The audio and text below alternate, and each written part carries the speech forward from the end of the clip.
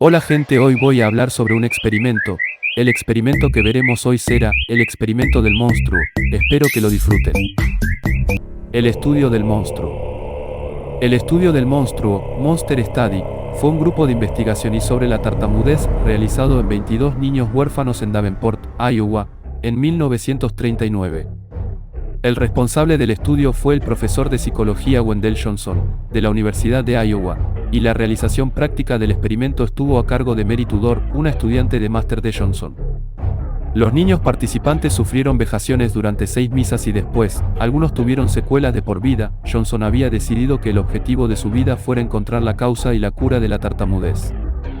Cuando llegó a la Universidad de Iowa como estudiante en 1926, conocía íntimamente esa situación, tenía una tartamudez grave. En clase le apodaron Jack, en honor al boxeador Jack Johnson, campeón mundial y el mejor peso pesado de su generación, por cómo respondía a las burlas de sus compañeros, les daba un fuerte puñetazo, atleta y estudiante estrella, presidente de su clase y considerado muy divertido por sus compañeros. Johnson llegó al campus con dos objetivos: convertirse en escritor y recibir terapia del habla. La universidad era líder en el nuevo campo de la patología del habla y se realizaban decenas de experimentos sobre el tema. Más tarde Johnson diría: me convertí en logopeda porque necesitaba uno. La principal teoría sobre la tartamudez en ese momento era que tenía una causa genética u orgánica. Johnson pasó muchas horas en la clínica del habla, a menudo ofreciéndose como sujeto experimental. Eventualmente enfocó sus estudios de posgrado en patología del habla, especialmente sobre la tartamudez. En la clínica, Johnson fue hipnotizado, psicoanalizado, pinchado con electrodos, se le dijo que se sentara en agua fría para que le registraran sus temblores y se le dispararon armas cerca del oído para ver si el reflejo de sobresalto inducía algún cambio. Como Demóstenes, el antiguo tartamudo griego, Johnson se colocaba piedras en la boca para intentar mejorar. Le pusieron una escayola en su brazo dominante, igual que a otros 30 compañeros con tartamudez, para probar la controvertida teoría de la dominancia cerebral.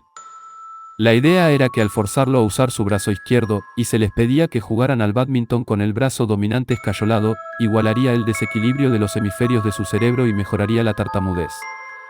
Nada parecía funcionar. Usaron también un nuevo dispositivo llamado electromiograma para estudiar la actividad neuromuscular en tartamudos, no tartamudos y, en un experimento, en personas que estuvieran bebidas, estudiantes que, únicamente en interés de la ciencia, se habían emborrachado. Los investigadores eludieron la prohibición al requisar alcohol en el hospital universitario. Las lecturas de los sujetos borrachos mostraron, para sorpresa de nadie, una deficiencia en su habla. En 1936, Johnson escribió en su diario: soy una rata blanca profesional. Pero Johnson, en 1937, un ambicioso profesor asistente, no estaba convencido. Su propia historia sugería lo contrario. Habló bien hasta los 5 o 6 años, cuando un profesor mencionó a sus padres que empezaba a tartamudear y poco a poco, una obsesión con su habla se apoderó de él. Su voz se volvió vacilante y repetía los fonemas. Pensó que, al preocuparse por el problema, lo había generado y que su trastorno no estaba en su cerebro, en la biología, sino que era comportamiento aprendido. La tartamudez, concluyó más tarde, no comienza en la boca del niño sino en el oído de los padres. Un año después, en 1938, Johnson estaba convencido que el problema era la presión que sentía el niño tartamudo. Aplicando los principios de cómo la gente reacciona al lenguaje, comenzó a formular lo que se convertiría en su teoría diagnosogénica: diagnosticar y etiquetar a los niños pequeños como tartamudos cuando se trababan en alguna palabra. Empeoraba el problema y los convertía en tartamudos. Pero necesitaba pruebas directas, preferiblemente investigaciones realizadas en un ambiente controlado. La investigación comenzó con la selección de 22 niños internos en un orfanato de veteranos en Iowa, el hogar de los niños de los soldados. Este centro alojaba a unos 600 niños que se levantaban a las 5:30 de la mañana y limpiaban el centro hasta que empezaban las clases. A ninguno de ellos se les informó del propósito de la investigación y creyeron que estaban allí para recibir terapia del habla. El planteamiento del estudio era intentar inducir la tartamudez en niños sanos, diciéndoles que no hablaban bien, y elogiar el habla de niños tartamudos para ver si eso inducía una mejoría en la fluidez de su habla.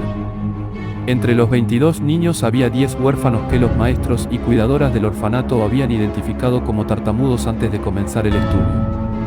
Tudor y otros 5 estudiantes de posgrado que aceptaron actuar como evaluadores escucharon hablar a cada uno de los niños y calificaron su habla en una escala del 1, pobre, al 5, fluido. El grupo de evaluadores estuvo de acuerdo con la valoración inicial realizada en la escuela. 5 fueron asignados al grupo IA, el grupo experimental, y se les dijo que hablaban bien. A los 5 del grupo IB, el grupo de control, se les dijo que su habla era deficiente, tan mala como la gente dice.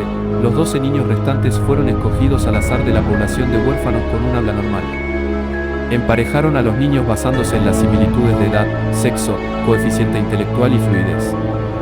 Luego asignaron al azar uno de cada para el grupo de control y el otro al grupo experimental. 6 de ellos fueron asignados al grupo IA y a estos niños, de edades comprendidas entre los 5 y los 15 años, se les dijo que su habla no era normal, que empezaban a tartamudear y que debían corregirlo inmediatamente.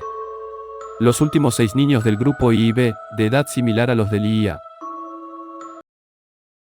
Bueno gente, este ha sido todo el vídeo, espero que les haya gustado.